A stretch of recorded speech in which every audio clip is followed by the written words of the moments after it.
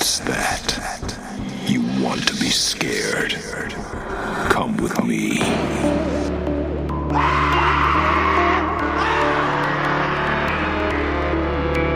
You will experience tales of horror, ghosts, and death. It is not recommended for the weak at heart. Listen in the dark. It's more fun that way. This is Weekly Spooky. Friends, thank you for joining me for another bit of Spooky on the Weekly. I am your host and narrator, Henrik Kuto, and I hope you are doing very well. It is, of course, American Thanksgiving time. If you're listening to this the day it releases, Thanksgiving is tomorrow. And I hope many of you are ready to sit down with some loved ones and have some food you like, whether that be turkey or ham or something of the meatless variety. I hope you enjoy it. I hope you enjoy the company as much as the food. But this week we got a hell of a story. But real quick, I want to mention, if you go to my web store, for those who don't know, my day job is making feature films. If you go to my web store, which is henflix.com, HENFLIX, we are running a Black Friday sale for the next week. It'll end on December 8th. So if you go to henflix.com, buy any movie you want, and put in promo code Black Friday, all one word, no space, you'll get 25% off and be supporting the podcast and helping me through some difficult times with the pandemic, which I'll talk about a little bit after the story. But right now, oh man, we've got another wild, crazy, sick one from the twisted mind of David O'Hanlon, who you will recognize from many of his other stories here, and a very big surprise project coming up, hopefully before the new year. So after this story, you may never really look at your Thanksgiving dinner the same way again, because those turkeys, well, like all things, they change over time, and not always for the better. So right now, my friends, get comfortable, because it's time for the story. Turkey Shoot by David O'Hanlon. The white sheet was a Rorschach test of ruddy blooms across the uneven surface. Sheriff Eldon Hart dabbed Vapo-Rub on his upper lip as he entered the makeshift morgue of Rhoda Baines's office. It was little more than a meat locker built along the back wall of the Country Smiles dentistry. The tiny township of Fiddler's Gap rarely needed a morgue, and nestled in the Ozark Mountains, they didn't call on a dentist much either. Still, between her dental practice and double duty as county coroner, Rhoda's office stayed busy enough. Deputy Alex Hargrove was new to the area. Despite 8 years in law enforcement, this was his first corpse, and he slathered the Vapo-Rub on his lip into a greasy mustache. Rhoda waved him off when he offered her the jar, and she chuckled softly. The sound was somewhere between melodious playfulness and a braying mule, and it brought a smile to the stone face of Sheriff Hart. Rhoda snapped on a pair of nitrile gloves and passed the box to the cops, who did the same. Hart flipped on the articulated examination light. He nodded to Rhoda, who pulled the sheet back like a lounge-act magician, clearing a tablecloth from beneath the guests' glasses. "Whew," Deputy Hargrove leaned away. "That's not what I was expecting." "Nope," Hart added, simply. The body was largely held together by the remains of his clothing. The face consisted of a few patches of flesh too stubborn to come off. The eyes were gone, along with the lips, which left the tobacco and blood-stained teeth grinning around a maw occupied only by the stumpy remains of the victim's tongue. The spine was a stretch of ashen desert between ravaged muscles, with the soft tissue of the throat completely absent. Hart walked along the length of the steel table as he continued his observations. Holes, ranging from pencil width to fist-sized, dotted the torso, and the flannel shirt was in tatters around the wounds. The connective tissue of the left arm had been torn away, leaving the appendage in his sleeve, but no longer attached to the body. The gut was hollowed like a jack-o'-lantern, The shredded blue jeans held much of the same. Hart poked his finger into a hole in the man's thigh, then examined the bare tibia below. "Okay, so what are we looking at here?" he finally asked. "Dead Caucasian male in his 30s. No ID, but he does have a tattoo on his forearm. The part that wasn't ate, that is. Rhoda used a sponge to clean the torso. Foxy found our victim about 5 this morning and brought him to me. I've left him alone, but I did a cursory examination." "Hell, Foxy shakes like a tweaker in an earthquake. How'd the old fart bring—" Hargrove waved his hand at the body. "This, without it falling apart." "Carefully," Rhoda shrugged. "All right, but what was an old hermit doing out in the woods that early?" the deputy asked. "Foxy hunts turkeys for the families that can't afford one for Thanksgiving," Hart answered. "The Fox family's done it since the Great Depression. Foxy doesn't like people, but he cares about them." He prodded another hole. "What'd you mean by the part that wasn't ate?" "The soft tissue was destroyed. Throat, crook of the arm, belly, eyes. The intestines are missing large portions, and some of the organs are gone in their entirety." Rhoda took a gauge and measured a puncture wound for their benefit. "These are peck marks." "Well, shit. I'll go put out the APB right away." Hargrove clapped his hands together. "Big-ass bird, red thing on his head, answers to Woody." Hart smirked, then cleared his throat. "Scavengers dig in through the soft spots. Could be vultures found him. That was my first thought." Rhoda rolled the man on his side and raised his shirt. More peck marks and long cuts adorned the flesh. "There's no lividity, however." "Meaning?" Hart scratched at his stubble, suddenly wishing he'd stopped to make himself presentable before coming to see Rhoda. He snapped his fingers as best the gloves would allow. "Shit. He bled out." Rhoda bit her lip and smiled. "Precisely. He was either very recently dead or— Never mind, that's ridiculous." "Maybe not," Hargrove said, catching up with Rhoda's line of thought. "Maybe he fell and knocked himself out cold. Might have been in a coma or something and they thought he was dead." "Perhaps." Rhoda watched the young deputy for a moment. "Pretty good theory regardless." "We need Foxy to take us where he found him." Hart leaned in to examine the cuts. "This is a murder, until we prove otherwise." Benoit Foxy Foxworth III leaned on the tailgate of the Chevy C100 with his pipe clenched between his teeth. The truck was 4 different colors and 2 shades of rust, putting it at odds with the palatial home beyond. The Foxworths made their money in copper mining and then reinvested in oil, which ensured Foxy could live comfortably for 20 lifetimes. Still, he never liked people enough to bother impressing them, so he only kept the truck running, at best. The octogenarian sharpened the thin-bladed knife meticulously while he watched the battered Dodge Durango crunch up the gravel drive. Foxy kept the trees clear so he could welcome any guests with a warning shot should they come up uninvited. Foxy set the whetstone down and sheathed the blade before going to meet the officers. "I ain't kill him," Foxy said before the window was down all the way. "I didn't reckon you did." Hart put the SUV in park and turned his hands over thoughtfully. "Now, if he'd been shot, that'd be different." "Well, he weren't." Foxy stared at the sheriff before sighing and opening the back door of the Durango.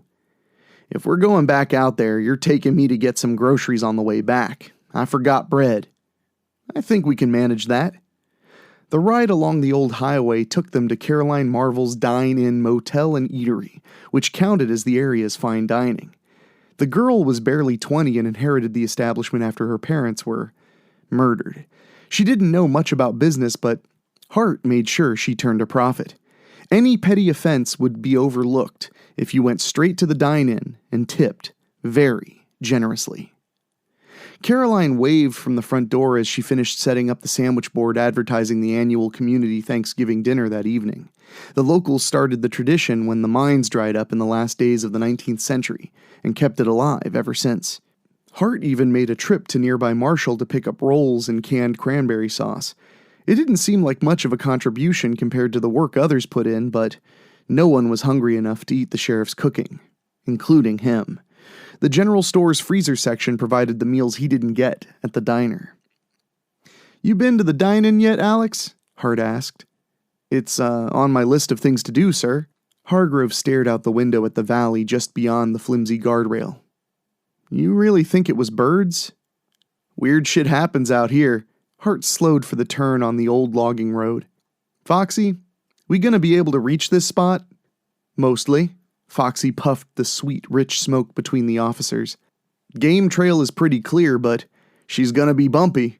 We'll have to go across the holler on foot, though, and then it's about a mile as the crow flies." "Why'd you go all that way to shoot a turkey?" Hargrove asked. "Ever hunted turkey, boy?" Foxy squinted at the deputy. Hargrove turned in his seat. "No, I used to hunt deer back home, but we don't get a lot of turkeys." "They're elusive," Foxy grunted. "The valley we're going to has natural borders that aren't worth the effort to most hunters, human and otherwise. When I was a kid, we called the valley Turkey Shoot because there were so many of them critters about. Then came the quake of '53. Weren't no easy way out there after that. No one hunts Turkey Shoot no more."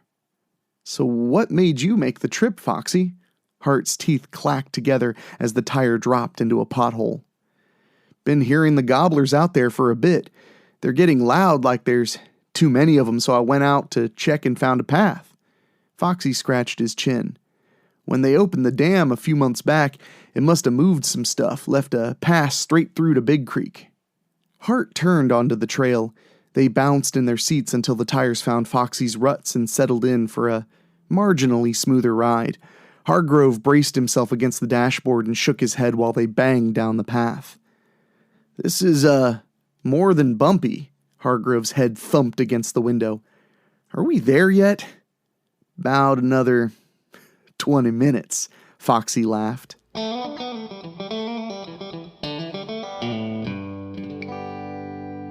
Foxy had a great sense of time. 21 minutes later, they got out of the SUV, put on their coats, and grabbed some water bottles. "Is that," Hart pointed at the metallic backpack, "what I think it is?" "Oh, damn. I forgot to tell you about that," Hargrove said. "You sent me to Searcy County to buy their old gear last week, remember?" "I don't remember a flamethrower being on the list," Hart scowled. "They used to burn weed crops with it, and I thought it might be useful," Hargrove shrugged. "Besides, it was only $50. "A flamethrower is never going to be useful." Hart shut the latch and shook his head. "Maybe next time you can find a bazooka." Hargrove's smile beamed. "I think they have two over in Pulaski. Want me to call them?" Hart pinched the bridge of his nose and started into the woods. They used the overabundance of rocks as natural stairs down the slope of the holler. Large outcroppings loomed overhead. Foxy crunched through the fallen leaves and detritus, leading the way to a groove left by a long-extinct waterfall. It was steep and narrow, but craggy enough to allow the geriatric to shimmy up. Hart and Hargrove followed his lead. They made it to the edge of Big Creek, where they took a breather on top of a large, flat rock. The dam at Lake Pocahontas drained along the formerly dry riverbed that people took to calling Big Creek. At the moment, it wasn't particularly big. It looked like Foxy was right, and the opening of the spillway had displaced dozens of boulders, many as large as a car, along this path. A series of calls sounded nearby. A rapid put-put-put that faded down and away from where it began. "Boys, we done been spotted," Foxy said and pressed himself up, stretching his back before steeping into the creek. "That call means danger's close." A single yelp answered the call from a treetop, then another to the other side. "What's that mean?" Hargrove asked. Another half-dozen of the short calls came down. Foxy squinted at the treetops. "That's the others saying they're watching us." "Come on, we're almost there." The leaves just on the other side of the creek were still damp with blood from where the John Doe had been killed, making the forest floor a slippery mess. Hart huffed into his hands and rubbed them together. The man's weapon lay undisturbed next to the largest collection of blood. A turkey feather twisted lazily in the puddle.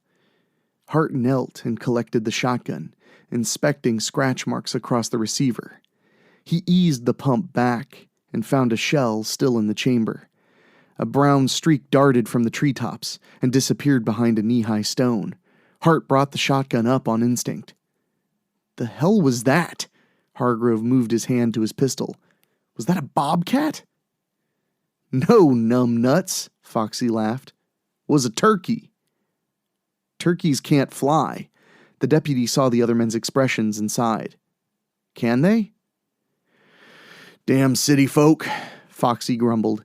The bird bobbled out of its cover, and Hart lowered the gun. It hissed once and called out in a burst of clucks and yelps. Another turkey answered him and lighted nearer the three men. Two more came down. The third glided past Foxy and settled beside him. The 5 turkeys, fat, juicy gobblers, started walking, slowly. Their dangling snoods swelled and rose erect above their beaks, and their wattles flared out. What's with the bird boners? Hargrove asked. That's the snood, Hart answered. Means they're excited. I know I'm sexy, but you're really not my type, Hargrove said to the closest of the flock. 6 more turkeys dropped into the gaps between the others, also male and also engorged. With the extra members, the formation became clear, and the birds circled the men. Foxy's knife hissed as it cleared the leather sheath. They're doing a predator check, Foxy shook his head. They want to make sure we're not a threat. That's all. Then why you getting antsy? Hart looked at the old man and the blade trembling between his bony fingers. Sons of bitches are huge, not one less than 30 pounds. And look at the snoot on that one. He stepped closer to the sheriff and pointed out one of the birds, then redirected his finger. And that one. What about it? Hargrove eased his pistol out. It's probably a foreign concept to you, Hart said with a smirk, but the ladies like big ones. There's one dominant male in an area. Why are there 2 massive toms in this group? Hargrove bent and squinted at one of the accused as they continued their death march around the trio. That's a mighty interesting question, Sheriff. I got a better one. He shifted to a 2-handed grip on his weapon. Why the fuck has that one got flannel stuck in its chest hair? Hart glanced at the bird and saw the shred of red shirt dangling from the beard and the slightly too dark spots on its feathers where blood had caked on. He saw it, but he didn't understand. Not until the bird flapped toward him, gobbling ferociously. The sheriff backpedaled and fell with the bird coming straight for him. He raised the shotgun, barring the creature's attack. Its claws scratched at the steel along with the older markings, and Hart realized just what had happened to the dead man in Rhoda's orthodontic mortuary. Deputy Hargrove kicked the bird like a game-winning field goal and opened up with a barrage of gunfire before it could right itself. He grabbed the sheriff's collar and hoisted him to his feet. The turkeys were no longer circling. They stood perfectly still, looking at their fallen comrade, and then at the trespassers. The birds took methodical steps forward, clucking between themselves, and the circle began to dilate in on the humans. Foxy snatched the shotgun from Hart and fired, leaving a cloud of drifting feathers where a turkey used to be. We ought to be running. The 3 men sprinted from Big Creek, blasting away at their attackers. The birds gave chase, the trees rustled with excitement, and the hens began swooping to the ground and joined in the pursuit. A fierce, primal gobble filled the valley, and snapping branches signaled the coming of more feathery fiends. Hart looked over his shoulder in time to see the single, titanic beast tearing from the underbrush.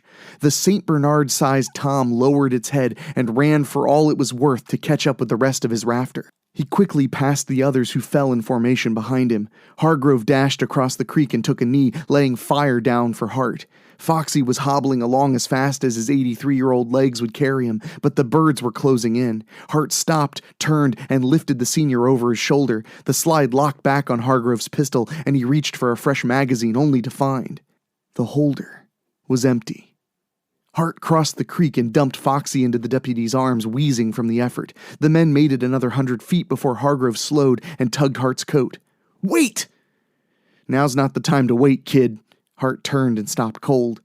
Foxy limped ahead and rested against a tree to see what was the holdup. He watched the birds flapping their wings and calling out in frustration as they paced the near side of the creek among the array of scattered boulders. He raised the shotgun to his shoulder and lined the bead sight up with the large, dominant male. "Don't shoot," Hargrove said, patting the air. "It's turkey load. You won't get past the feathers on that thing." "Kid's right," Hart concurred. "Why'd they stop?" "Because they're dumb," Foxy grumbled. "Them rocks used to be one big heap. They don't realize the wall is gone." "And they never needed to fly over it." Hart backed away, slowly. "Let's get back to town and call Game and Fish. Man-eating turkeys is their jurisdiction." "Why?" Hargrove asked. "Why are they eating meat?" "They always ate meat, numbnuts." Foxy lowered the shotgun. "Turkeys eat lizards and snakes. They get big enough, I reckon they start on squirrels and groundhogs, too. That monster probably takes down anything he comes across, though. And the birds with the biggest face stick gets all the turkey pussy?" Hargrove muttered. "Shit, these others are his babies. They got their daddy's taste buds." "What is he doing?" Hart pointed at the father of the flock. The big Tom took a hesitant step forward, prodding the ground with long, slender toes before curling his claws into it. The snood dangling over the side of his face twitched and swelled. He clucked twice. Some of the hens answered with yelps and putts. 2 males mounted the boulders, their heads jerking side to side quizzically before one of them hopped down and landed on the other side. The leader threw his head back and gobbled, causing a chain of jovial calls from his brood. "I think they just figured out they can leave," Hart whispered. "They got everything they need here," Hargrove replied. The smaller birds squatted and wiggled in place before launching themselves into the air, soaring just over the heads of the men. "Like you said, kid, they got their daddy's taste buds." Hart jogging toward the car. "It's Thanksgiving. They're going to want to have supper with the family just like everyone else." "The diner," Foxy said grimly. "They can't fly for long, but they can go where we can't. We can still beat them there if we hurry," Hart said on the run. The Tom cried out and leapt onto a boulder. From his height, he was considerably lean thanks to his largely carnivorous diet. Hargrove watched him for a moment. "Something that big can't fly, right?" he asked. "I must have missed Animal Planet when they was talking about giant flesh-eating turkeys," Foxy told him. The turkey squatted. "Fuck me." Hargrove turned and darted after the sheriff with the bird's wings beating powerfully overhead. The Durango slid to a stop in front of the dine-in with its lights flashing and sirens screaming. Foxy leaned against the window, still panting from exertion. Hargrove sprang out and addressed the line of diners making their plates along the buffet tables. "Everybody, get inside! The turkeys are coming!" he shouted. Everyone cheered. "No, not the ones to eat," he corrected. "The ones that are gonna eat you." The residents looked at the young man curiously and exchanged glances. Some eased further from the bedraggled deputy and others burst into laughter. None of them moved inside. "Listen up," Hart cocked his rifle. "The deputy gave you a lawful order. There's a flock of rabid turkeys attacking folks, and I'm going to need all of you to proceed to shelter immediately." "Turkeys can't get rabies, Sheriff," Barney Allen said. "And they travel in rafters, not flocks," William Bly added. "It's a new rabies," Hart pinched the bridge of his nose. "It's from China." "It doesn't matter what it is," Rhoda pushed her way between the folks gathered around her table of assorted pies. "Foxy found a dead man this morning, and what the sheriff's saying lines up. We need to get you all inside." "That's why you don't let no dentist be the coroner," Barney grumbled. "Let alone a woman dentist. It all sounds fake to me. Ain't no such thing as killer turkeys." The killer turkey that dive-bombed Barney did not agree. The man crashed into the arms of Willard, who screamed highly as the bird thrust its head into Barney's throat and wriggled deeper into its prey. He dumped Barney to the sidewalk and ran, shouldering smaller diners on his way. A Tom hit him between the shoulders, driving him through a table full of greens.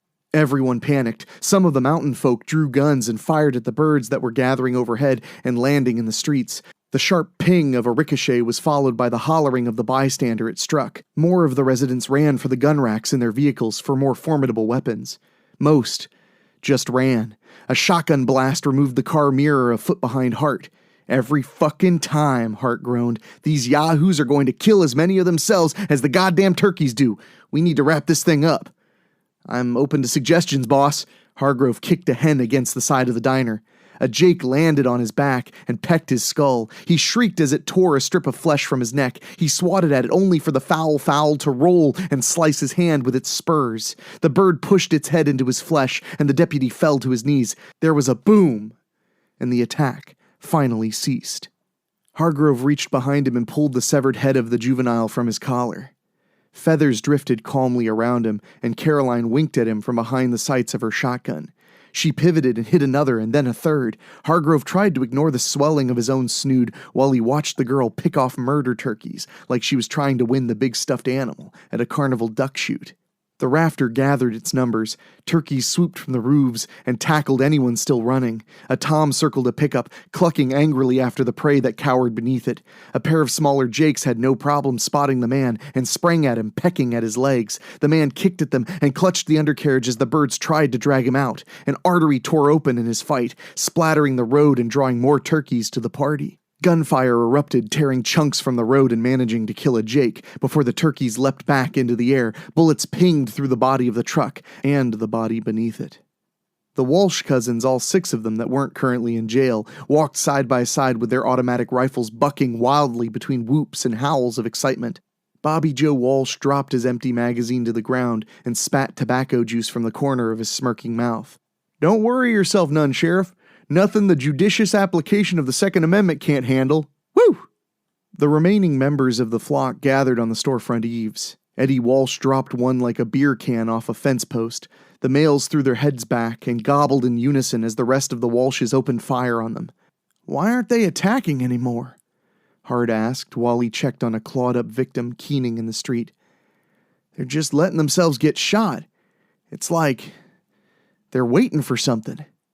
The alpha turkey plummeted out of the night sky and flattened Eddie beneath its bulk. Its lanky neck stretched in a flash and Bobby Joe's belly spilled open. The other Walshes found themselves as quickly dismembered before the behemoth turned its attention to a guttural cry from behind. Willard stood clutching 2 lifeless turkeys in his massive fists. His clothes were torn asunder and he leaked from hundreds of pecks, but somehow stayed breathing. He threw the carcasses aside. The tom tore open Eddie's throat and gobbled at its challenger. Willard roared back, and they charged one another. Hart raised his rifle, his leg buckled, sending the shot into the sky. The quartet of hens pecked him until he fell. The tom leapt on the run and took Willard's head off as it glided towards the last person, still standing. "Oh, damn it all to hell!" Hargrove reached for his pistol belt, pulling his baton before the turkey slammed into him. They crashed through the window of the dine-in and slid across the stained linoleum floor. Hargrove swung the baton up to deflect the turkey's peck. It reared its bald pink head back for another go, and Hargrove grabbed for its 2-foot-long beard, tearing the hairs from its chest. The baton thunked off the monster's skull, and the deputy tried to crawl away before the leathery foot pinned his head to the tile. "Hey, Big Bird!" Hart raised the rifle. "Time for the main course!" He lined the sight up with the beady, saurian eye staring back at him. Then, the rafter swarmed him. Between the flurry of attacking fiends, the sheriff could see Foxy sauntering across the street from the general store. The geezer puffed his pipe, and the bag of Wonder Bread swung from his spotted fist like terror turkeys weren't currently murdering the townsfolk. A beak dug into Hart's cheek, pulling him back to the current crisis. Hart clamped his teeth onto the bird's throat and kicked another into the air, snapping his rifle up and blasting it like a clay pigeon. He punched another, and the group launched away from their victim. Hargrove tried pressing himself up, but the tom dribbled his head off the floor. The deputy wasn't sure which would crack first, but he knew one of them was imminent. Caroline's shotgun rumbled through the diner. The tom's tail feathers spread and rustled. It lowered its weight, putting pressure on Hargrove's skull, preparing to lunge. Then, its offspring started screaming. The alpha turned. Turkeys flailed and flopped in the streets. Some dashed madly with their feathers burning brightly. The octogenarian stepped into the diner with a flamethrower casually slung over one shoulder. "Don't you know? "I always supply the turkey around these parts," he grumbled. A stream of pressurized fuel shot through the pilot light, igniting on its path to the Titanic Tom. The jellied petroleum clung to its feathers, withering them all the way to the skin. The bird shrieked and leapt toward the old man. The flamethrower sputtered, hissed, and then extinguished. Foxy stood his ground. The empty fuel tank clanged as it fell. Foxy's weathered hands eased to his belt. Hart watched in terror as the bird with the funeral pyre plumage charged the senior citizen. His oozing wounds ached as he stretched for his rifle, praying to get off a shot before Foxy was torn to pieces. His fingers found the grip of the rifle, and he wrestled it to his shoulder. Hart wasn't about to lose another citizen of Masco County. He squeezed the trigger, and the striker fell on an empty chamber with a sharp, soul-crushing snap. Foxy turned away. His arm looped through the air, and the Tom ran past him, bouncing off a wall before collapsing. Its beak clicked open and closed on the floor. "Fried was always better than roasted anyhow." The old man kicked the severed head away from him and shrugged. Hargrove rolled over and shielded his eyes from the glare of the burning bird. He watched Foxy slip the knife back into his belt and walk to the Durango. "I ain't never liked these social gatherings." Foxy climbed into the passenger seat. "I want to go home now." "I guess we'll be serving turkey through Valentine's Day at this rate," Caroline said as she helped the deputy to his feet. She braced him against her and helped him outside. "What did I get myself into?" Hargrove moaned. Caroline scrunched her nose. "Things get a little strange up here." Bodies littered the streets. Rhoda was treating patients in front of the VFW with the help of the other survivors. A siren cried down in the holler as emergency vehicles wound their way up the mountain. That's what communities did when bad things happened. They came together. And Moscow County gave them plenty of opportunity to prove it. Hart made it to the Durango and gripped the door frame for balance. "What are you doing for Christmas, Foxy?" he asked. "Avoiding you. I'm too old for this shit." The old man jerked the door from Hart's grip and slammed it shut. "Happy Thanksgiving." "Yeah," Hart nodded. "Happy Thanksgiving." And then he passed out. The end.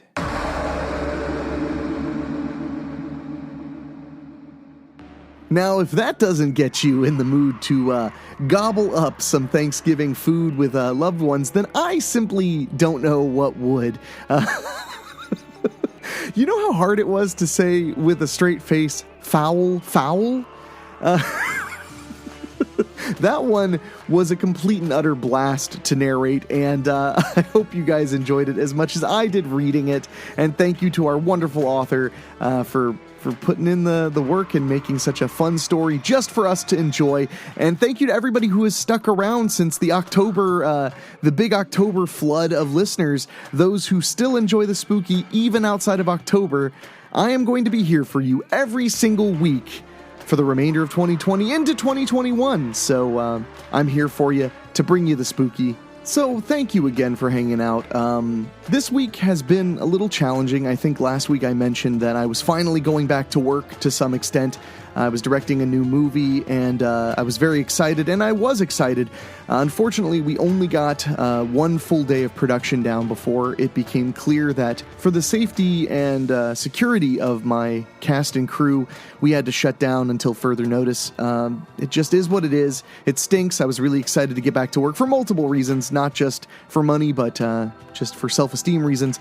So, if you are listening to the show and you enjoy it, maybe consider giving us a little bit of support on Patreon, or you can tip us or buy a t-shirt, a hat, etc. It's all at WeeklySpooky.com. I would really appreciate it. And speaking of which, I want to give a shout out and a big thank you to our Patreon podcast boosters, Rob Fields, Kevin Fry, Karen Wiemet, Jeff Hilton, Jack Kerr, and Craig Cohen. Thank you guys in particular for helping us make the show happen every single week. But I gotta get out of here. I hope you have a wonderful Thanksgiving. If you're celebrating, take care of yourself, stay healthy. For my producer Dan Wilder and my composer Ray Mattis, I will talk at you later. Thank you for listening. Make sure to find your way back next week. But for now, you are safe. Trust me.